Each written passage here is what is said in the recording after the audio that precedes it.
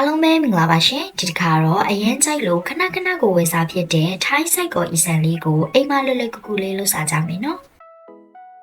အရင်ဆုံးပါဝင်ပစ္စည်းလေးတွေကိုပြင်ဆင်ထားလိုက်ပါမယ်ထမင်းကိုတော့အခုလိုမျိုးပကံလုံးလေးနဲ့တလုံးစထည့်ပါမယ်ပဲကြောက်ဆန်လေးတွေကိုလည်းပြုတ်ပြီးကက်ချီလေးနဲ့ညှက်ထားပေးလိုက်ပါမယ်အသားကိုတော့ကြက်ကြိတ်သားလေးသုံးပါမယ်ကြက်သားနေရာမှာဝက်သားသုံးမယ်ဆိုလည်းရပါတယ်နော်သွတ်မြူတစ်လုံးလောက်ကိုလည်းထောင်းထားလိုက်ပါမယ်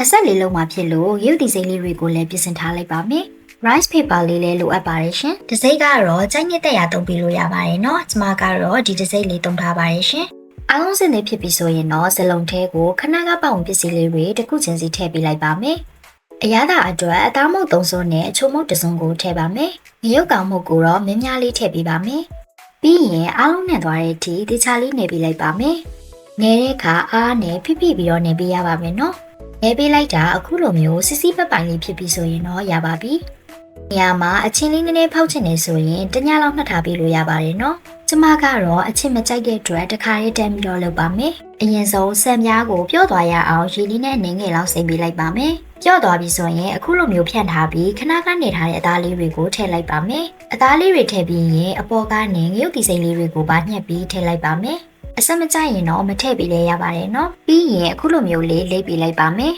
။လိပ်တာကတော့အဆင်ပြေသလိုလေးလိပ်ပေးလို့ရပါတယ်နော်။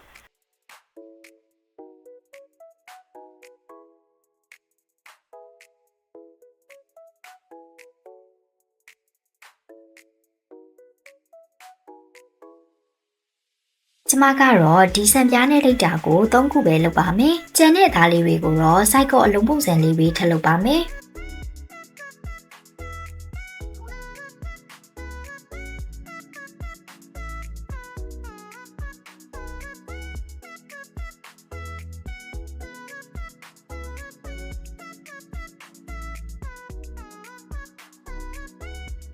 ပြီးသားလေးတွေကိုတော့အချုံမုံနဲ့ပြန်ကပ်ပေးပါမယ်။အားလုံးပြီးသွားရင်အိုးထဲကိုစီမင်းများလေးထည့်ပြီးတော့ကြော်ပါမယ်။စီဆူလာပြီဆိုရင်တော့စိုက်ကောချောင်းလေးတွေကိုထည့်ပြီးအရင်ကြော်ပါမယ်။ဒီနေရာမှာစီမပေါက်ရအောင်မကြော်ခင်ထုတ်လေးနဲ့အပေါက်လေးတွေဖောက်ပြီးဖို့လိုပါတယ်နော်။ဒီမှာတော့အပေါက်မဖောက်လိုက်မိတဲ့အတွက်စီတော့အနေငယ်ပေါက်ပါတယ်။ကြော်ပေးလိုက်တာအခုလိုမျိုးရွှေဝါရောင်လေးတန်းလာပြီဆိုရင်ဆယ်လို့ရပါပြီ။နောက်ထပ်အလုံးလေးတွေကိုလည်းဆက်ပြီးကြော်ထားလိုက်ပါမယ်။သားလုံးလေးတွေအကျက်ညီသွားရအောင်လို့မှွေပြီးကြော်ထားပေးလိုက်ပါမယ်။အခုလိုမျိုးရွှေဝါရောင်လေးတန်းပြီဆိုရင်ဆယ်လို့ရပါပြီနော်။ကဲအခုဆိုရင်တော့အနက်မွေမွေလေးနဲ့အားလုံးအကြိုက်စိုက်ကောလေးတွေရပါပြီရှင်။အရသာလေးကလည်းဆိုင်ရသာအတိုင်းအရန်ကိုစားလို့ကောင်းတာမို့လိုက်လို့စားကြည့်ကြပါအောင်နော်။အဆုံးထိကြည့်ပေးကြလို့ကျေးဇူးအများကြီးတင်ပါတယ်။နောက်ထပ်ဗီဒီယိုတွေမှာထပ်တွေ့ကြမယ်နော်။